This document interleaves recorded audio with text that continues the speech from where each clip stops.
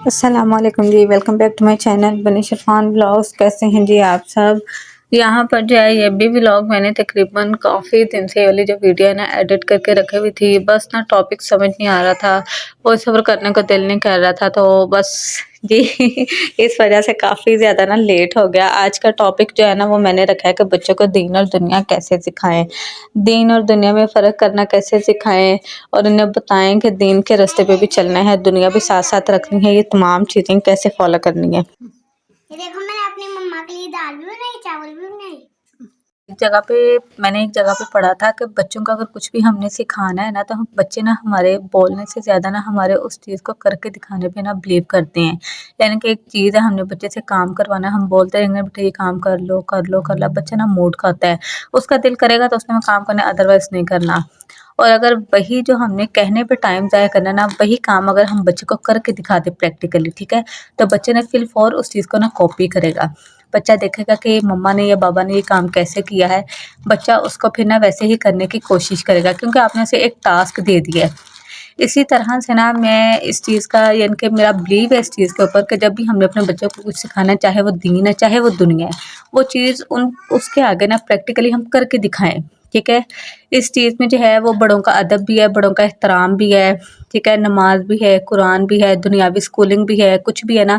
अब जो है स्कूलिंग के हवाले से अगर हम बोले कि हम बच्चों को ऐसा क्या करके दिखाएं कि बच्चे जी अब हम बड़े हैं, हम कैसे स्कूल जा सकते हैं, जो भी साबित है, यानी कि मैं अब अपनी वशील को पता है कैसे कायल करती हूँ।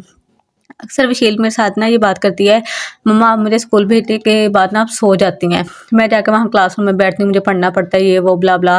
मैं उसे कहती रहती हूँ कि विशील जब बेटे मैं आपकी उम्र में थी ना, आपकी यानी कि मैं ऐसे मिसाल देती हूँ अपने बहन भाइयों की कि आपकी खाला या मामू या मैं हम इस एज में थे, तो बेटे हम भी ऐसे ही क्लासेस में जाकर बैठते थे, हमने भी ऐसे ही पढ़ा हुआ है, फिर हमने बच्चों को पढ़ाया हुआ है।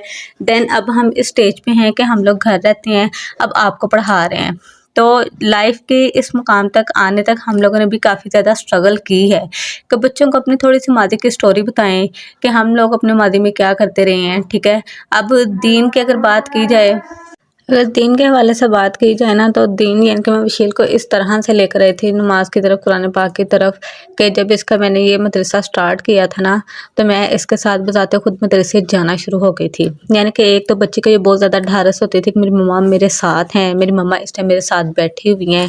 ठीक है, मैं मदरसे खुद अपना कुरान पाक लेके जाना शुरू हो गई थी और मैं वहाँ बैठती थी, जितनी देर ये वहाँ 1 घंटा 1.5 घंटे के लिए वहाँ पढ़ती थी ना, फजर के बाद मैं वहाँ बैठी रहती थी इसके पास, और मैं अपना कुरान पाक यानी कि 1 या 2 पारे मुकम्मल कर लेती थी।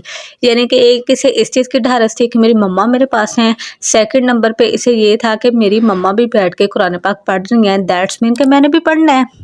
मेरी मम्मा जो है मुझे इस चीज़ की तालीम दे रही हैं, खुद एक चीज़ करके दिखा रही हैं, मेरे पास बैठ के बजाते खुद वो कुरान पाक पढ़ रही हैं। यानी कि उसने इस चीज़ को देखना, फ़ॉलो करना। तकरीबन 1 महीना मैंने ये प्रैक्टिस की थी कि मैं इसके साथ जाती होती थी और वहाँ पर कंटिन्यूअसली बैठी रहती थी। 1 महीने के बाद जब मैंने देखा ये अपनी ना मदरसे वाली बाजी के साथ और जो फर्दर वहाँ बच्चे आ रहे हैं, बच्चियाँ थी सारी, वो बच्चियों का मदरसा है, उनके साथ जब ये इंडल्ज हो गई, मर्ज हो गई, यानी कि इसने ना वहाँ के माहौल को बेसिकली इसने अपना लिया। फिर मैंने आहिस्ता-आहिस्ता ना पीछे हटना शुरू कर दिया कि मैं बस इसे छोड़ के ना वापस आ जाती थी।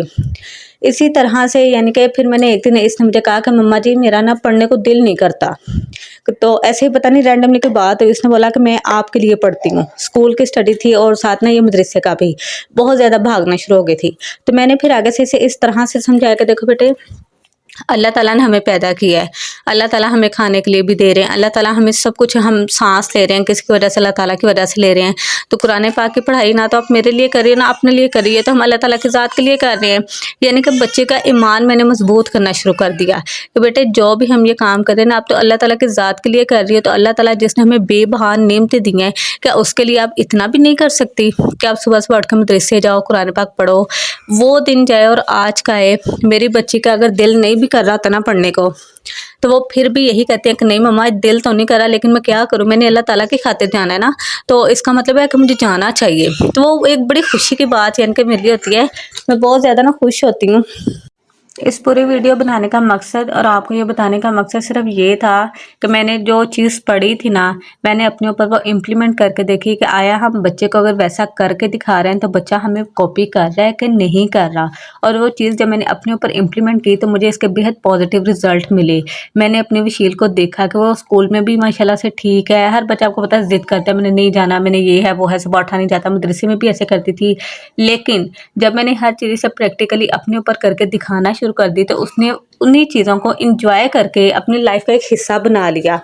अब यहाँ तक यानी कि समझ लें कि बात आ चुकी है कि जब संडे को से छुट्टी होती है तो मुझे कहती है कि मम्मा मेरा घर दिल नहीं लगता, मैंने स्कूल जाना है, मैं स्कूल में बिजी रहती हूँ, मेरे फ्रेंड्स हैं, मैंने टीचर के साथ टाइम स्पेंड करना है कि मेरा घर दिल नहीं लगता। इसने बहुत दफ़ा मुझे संडे वाले दिन ये बात कही है।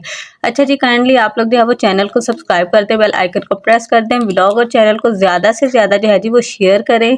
यहाँ पर जो है लास्ट में मैं आपको दिखा रही हूँ कि बच्चे जो है वो घर की दीवारें जितनी मर्जी गंदी करें, इन्हें रोके ज़रूर लेकिन जो है मैंने ये भी एक जगह पे जो है ना वो डॉक्टर जावेद इकबाल साहब ने कहा था कि जिस घर में नॉर्मल और एक्टिव बच्चे रहते हैं ना, जब आप उनके घरों में जाते हैं तो आप देखते हैं कि उनके घर की जो दीवारें हैं ना वो बहुत ज़्यादा बच्चों ने ना ऐसे मुजस्मे से बनाए होते हैं, गंद मारे होते हैं, यानी कि दैट्स मीन कि उस घर में हेल्थी बेबीज़ और हेल्थी माइंड्स रहते हैं।